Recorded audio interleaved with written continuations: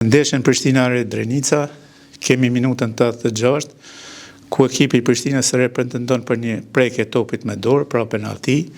Shihet që lojtari me numër 86 i Prishtinës së Re godet topin në drejtim të portës, ku aty gjendet mbrojtësi i Drenicës me numër 13, të cilën topi e godet në pjesën e supit, ku shihet qartë se s'kemi të bëjmë me prekje topit me dorë. Gjyqtari më të drejtë lejon loja që të vazhdohet.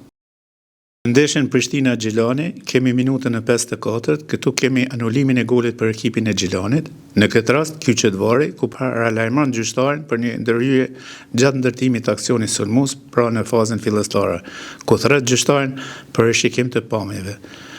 Ku gjyqtarit i shfaqen pamjet e dy situatave, njëra lojtari numër 99 i Gjilanit mban lojtarin me numër 34 të Prishtinës.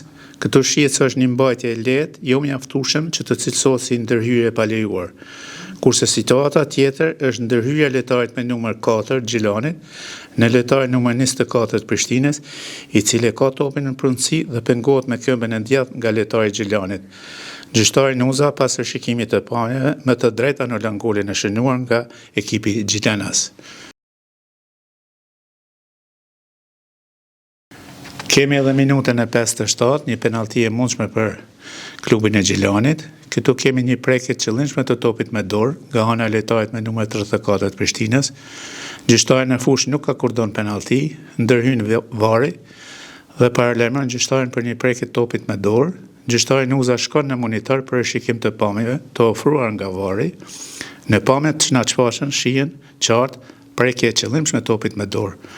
Gjyqtari Nuza akordon penalti dhe me të drejtë ndëshkon me kartonin e dytë të verdhë lojtarin me numër 34 të Prishtinës për prekje e qëllimshme topit me dorë, pra ndalje aksionit premtues, ku pason kartoni kuq pas dy kartonave të verdhë.